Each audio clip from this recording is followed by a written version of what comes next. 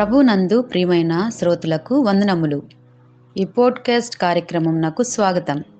మీ అందరి కొరకు ఈ కార్యక్రమమును ప్రసారం చేయుచున్నాం. విని దైవాశీస్సులు పొందుకోగలరు. యేసునామంలో మీ అందరికీ వందనాలు. క్రిస్మస్ సీజన్లో ఈరోజు మనం భూమిపై నిరాశతో ఉన్నప్పుడు ఆకాశం నుండి భూమికి పంపబడిన అత్యంత ఆనందకరమైన సందేశాన్ని ధ్యానిద్దాం. అది కేవలం శుభవార్త కాదు, అది మహా సంతోషంను కలిగించే శుభవార్త. ప్రపంచం నిండా ప్రతిరోజు భయం, నిరాశ, చెడు వార్తలే నిండి ఉన్నాయి. మన భవిష్యత్తు గురించి ఆందోళన చెందుతూనే ఉంటాం.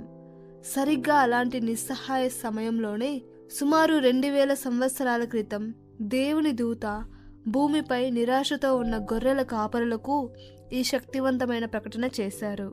లూకా 2వ అధ్యాయము 10-11 భయపడకండి, ఇదిగో సమస్త ప్రజలకు మహా సంతోషము కలుగుజేయు శుభవార్త నేను మీకు తెలియజేయుచున్నాను.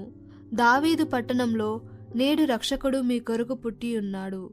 ఈయనే ప్రభు అయిన క్రీస్తు. దూత చెప్పిన మొదటి మాట గమనించండి, భయపడకండి. దేవుని వార్త ఎల్లప్పుడూ ధైర్యంతో మొదలవుతుంది, భయంతో కాదు. ఈ శుభవార్త కేవలం కొంతమందికి లేక గొప్పవారికి మాత్రమే కాదు. దూత స్పష్టంగా చెప్పారు, సమస్త ప్రజలకు. అంటే మీరు ఎవరు అనే దాంతో సంబంధం లేకుండా, మీరు గతంలో ఏం చేశారనే దాంతో సంబంధం లేకుండా ఈ సంతోషం మీకోసం కూడా ఉద్దేశించబడింది. దేవుని ప్రేమ కొందరికి మాత్రమే దక్కే అదృష్టం కాదు, అది అందరికీ అందుబాటులో ఉండే వాగ్దానం. మరి ఈ శుభవార్త ఏమిటి? ఈరోజు మీకు రక్షకుడు జన్మించాడు. ఆయన ఒక మతం స్థాపించడానికి రాలేదు, ఆయన ఒక రాజుల పరిపాలించడానికి రాలేదు. ఆయన మనల్ని మన పాపాల నుండి, మన భవిష్యత్తు గురించిన భయం నుండి, మన నిస్సత్తువ నుండి రక్షించడానికి వచ్చాడు. మన కోసం రక్షకుడు జన్మించాడంటే మనం ఒంటరితనం పోయిందని, దేవుడు మనల్ని వదిలిపెట్టలేదు అని నిరూపించాడు.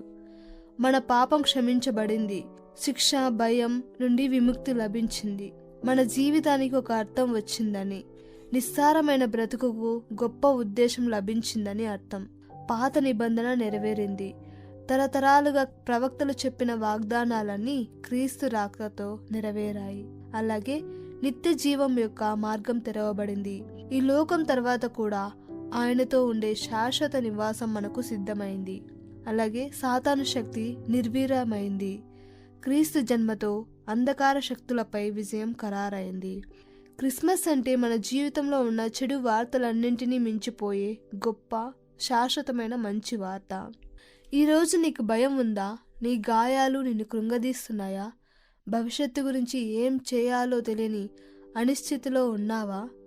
దేవుడు మీకు చెబుతున్నది ఇదే, భయపడకు, మహా సంతోషానికి కారణం వచ్చాడు.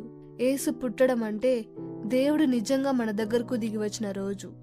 ఆయనే మన గొప్ప సంతోషం. గొర్రెల కాపరులు వెంటనే వెళ్ళి యేసును చూసినట్లు మీరు కూడా ఈ రోజున మీ జీవితంలోనికి ఆయన్ను స్వీకరించండి. బాహ్యమైన సంతోషాన్ని వెతకడం ఆపండి. అంతరంగంలో నిలిచిపోయే నిజమైన సంతోషానికి పిలుపునివ్వండి. సంతోషాన్ని వెతకడం కాదు, రక్షకుడిని వెతకండి. అప్పుడు సంతోషం మీ వెంట వస్తుంది.